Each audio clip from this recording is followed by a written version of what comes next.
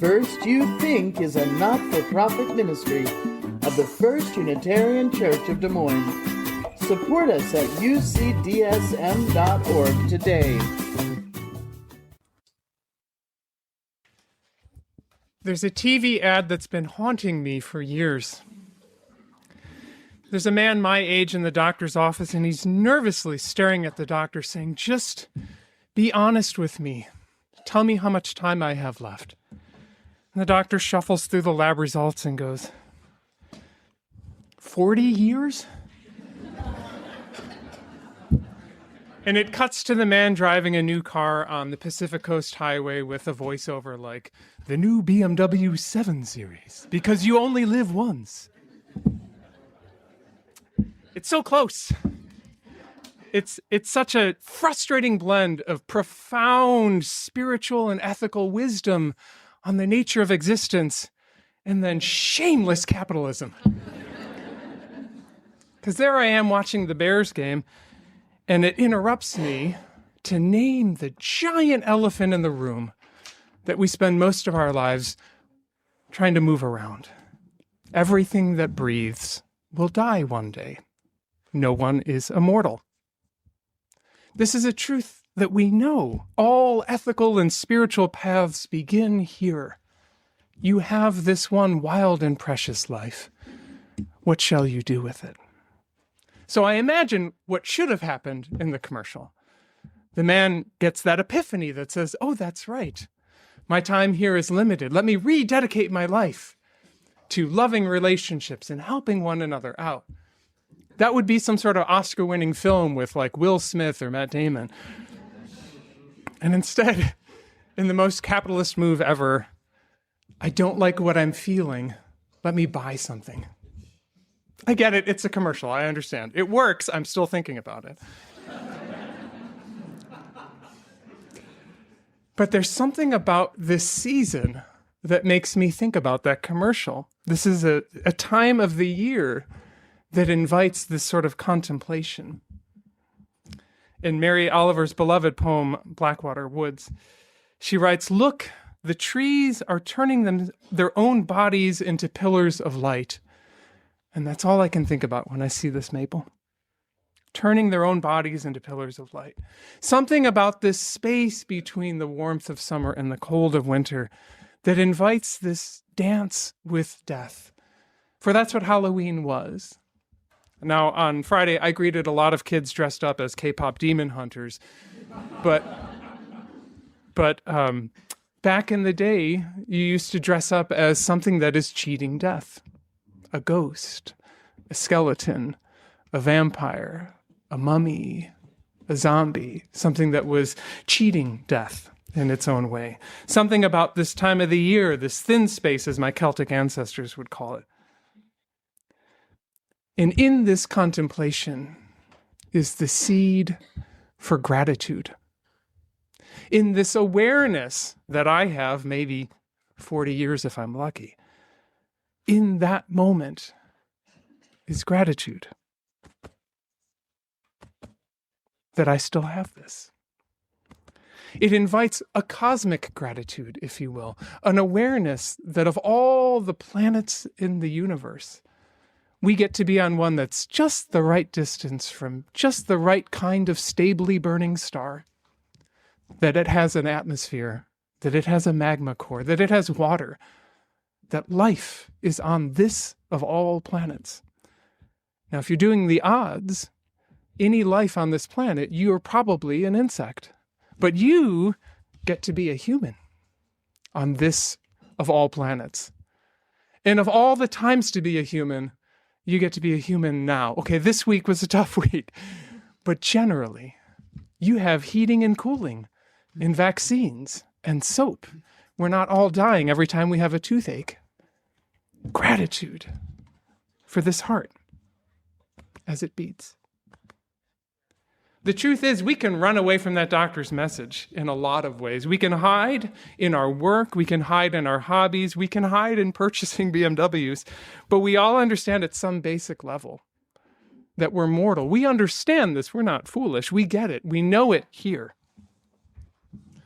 But it takes a while to learn it here. If you live long enough, if you love enough, you get to know death in your family, in your friends, in your coworkers, in this tree of love and grief. And every time it breaks our hearts wide open. Every time. Yes, there's the denial and anger and bargaining and all of that, but it's the shock of it. It's going to the grocery store that Tuesday and not understanding why everyone else is acting like life is normal. It's setting out that second plate and remembering, oh, that's right, they're not having breakfast. It's a shock. It's a wound that heals differently than, say, a paper cut, because it changes you. It reminds me of the Japanese art of kintsugi. You make an earthen bowl, and bowls crack. And you can hide the crack. There's techniques for that. But in this Japanese art, you seal the crack with gold. And as I look at this tree, I see hearts with gold-filled cracks. So this commercial sticks with me because it's a tragically missed opportunity to have a real conversation in the middle of that football game about the gift of your life. I invite you, you do not have to, it's an invitation, but I invite you to place your hand on your heart and feel that. Every beat a miracle, every beat a gift. As that same poet asks, what will you do with your one wild and precious life? Thank you. When that heart stops beating, they call the minister. I want to share a few stories in my ministry that share something tragic in common. And I share these with no shame or blame for any of the people I'm sharing this with. I've changed the names, I've changed details. None of this is from this community. But they're stories that I think we can, as a community, learn something from. Dave and Julie joined the congregation during the pandemic, so they didn't really meet anyone in person for the first bit of it. Now, Julie had very complicated health issues, so she was almost never in the congregation in person. And Dave was there sometimes, but Dave was what I like to call a silent saint, a man of almost no words, but a lot of actions. And so some people sort of knew of Dave. No one really knew Julie. But they were getting to an age, as Diane beautifully explored in your reflection there, they were getting to an age where it was getting hard for Dave to take care of Julie 24/7. So they were in plans to move to assisted living. And then the one thing they hadn't planned on, Dave died. So when I first met with Julie, disorientation is not enough of a word to describe what was going on. I mean, their house was literally in boxes, but she didn't know where the accounts were or the passwords for the accounts or any of those things. Dave hadn't made plans yet. He was going to get to his end-of-life planning after they moved. When I first met Mike, it wasn't so much a pastoral visit as a life-saving intervention. He was bottoming out. Mike had been the life of the congregation younger times in his life, very active in a couple groups, met and married someone, and then like some psychiatric diagnoses, it kicked in as he got older. And what had been quirks of Mike's personality became pathological. So he burned through his marriage and burned through his friendships, started self-medicating. When Mike died, I didn't know who to call. There are a lot of people who said, I love him, but I can't be a part of this. I eventually found a group of friends on Facebook that were trying to coordinate a fundraiser online to pay for Mike's cremation. And I worked with them first in their grief and then how to plan a service that would honor Mike. Mike hasn't left plans. But the one that really sticks with me, the way this commercial stuck with me, is Nancy. Nancy had been very active in the 80s and 90s, and then health, life circumstances had stopped coming in person. So when she passed away, no one in the staff or the congregation that I could find knew her. She had remained a member, she just hadn't been seen in years. I did find someone in the card ministry who had visited her every year or two. And she said, I think Nancy had a couple sisters, but as I recall from our conversation, they were very conservative evangelical. So eventually I found one of Nancy's sisters, and it was a short and awkward phone call. Hi, I'm Steve. I'm a minister. I'm trying to coordinate a memorial plan for Nancy. I'm so sorry for your loss. I wonder if we could work together. No, that's okay. We got it. Well, I don't want to have any discomfort here, but I recognize that Nancy left your religious tradition for her spiritual path. Yeah, no, we got it. Thank you. And she hung up. Nancy hadn't left plans. When we die, our closest family and friends gather to do the work of saying goodbye to us. They have so many immediate decisions to make: what to do with the body. Did he want a burial? Did he want to be cremated? Where did he want his ashes? They have piles of paperwork to get through. They have to close accounts. Have you ever tried to call Verizon? They have to decide what to do with your stuff, your money, your plants, your pets, your car. They have to figure out how you want us to say goodbye. And the people who are doing this work are the people whose hearts are the most broken. That bowl is shards in that moment. The person who keeps setting your plate because they forget you're not there anymore. The friend who is torn apart inside because in their last conversation with you, they were kind of short with you. And at this moment, they would give anything to take that back. So the people who love you the most are the ones trying to sort out your end of life planning. But what they really want to do is cry, tell stories, make fun of you. That happens a lot. They need to grieve. The last gift you give the ones you love is to prepare your end-of-life decisions. It is the very last and most meaningful gift you can give those you love. And I say this with no shame or blame for any of the stories I read. Help your loved ones know that the memorial service is what you wanted because you wrote it out. Who you wanted to speak, who you didn't want to speak. What you wanted read, which hymn you love, and which hymn you hate. Do you want your celebration of life to be an ice cream sundae party? I've seen that. That's a thing. It was glorious. Do you want it to be a small gathering in the woods? We can do that. Do you want a formal service with this specific anthem at this tempo? That's probably in someone's. When people write down their wishes, we can honor you the way you want.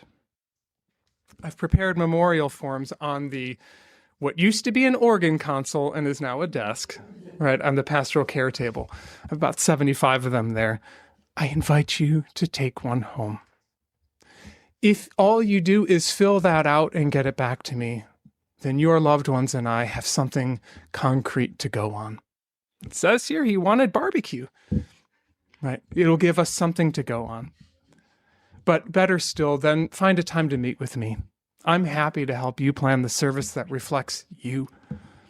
And this is a great gift to our congregation here, we have a lawyer joining us for our forum at 11. Please attend. She'll help you think through some of the legal issues with end-of-life planning. Attend, take notes. I looked it up. In 2024, 1/3 of American adults have a will. By my math, 3/3 of American adults will need a will.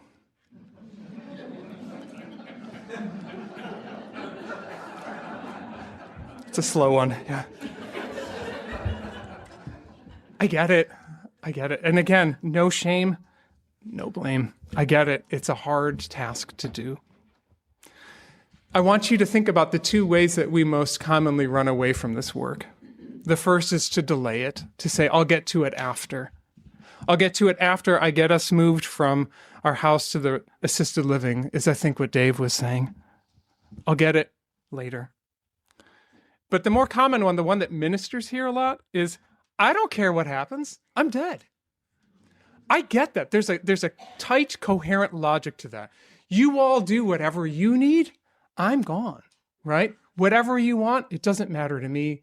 I have no vote in it. And who am I to control how you all do this after I'm gone? I get it. You don't care. We do. We care a lot. If you haven't made these sorts of end-of-life plans yet, I have to tell you, it feels a lot better on the other side of it. This isn't about what age you are. I first had to write a will when I was 25 because I had a child. And my wife and I sat down and we thought, okay, well, if the metaphorical bus hits us both at the same time, I'm imagining all my siblings and my parents and her parents all sitting around looking at this beautiful newborn saying, what do we do?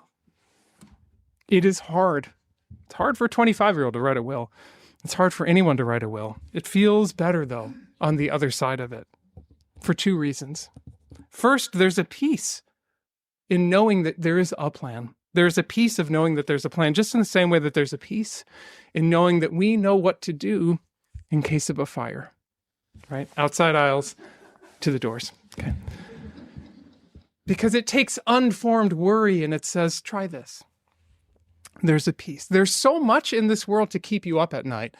Don't let this be an unformed worry. But the main reason that we do this end-of-life planning is it's a kind of spiritual practice. Every ethical and spiritual tradition has some sort of spiritual practice around contemplating the limited number of heartbeats you get. Because there is a 100% chance that that day will arrive. And when we sit with that for a breath, it makes the time we have a gift. In the same poem that Mary Oliver writes about trees becoming pillars of light, she finishes with this heartbreaking advice. To live in this world, you must be able to do three things. To love what is mortal, to hold it against your bones, knowing your own life depends on it. And when the time comes to let it go, to let it go. And so you see, dear ones, the last gift you can give those you love is to give them the space to do that letting go work. For all those dear to us who we have learned to let go, for all these ribbons on the tree of our memory, for all those beautiful, heartbreaking lines of gold and the earthen vessel of your heart, we give thanks. For all those in our lives who share meals and stories and adventures with us today, for the beauty of your relationships that you will enjoy this afternoon, we give thanks. For every beat in our hearts, for every breath in our lungs, we give thanks. Amen.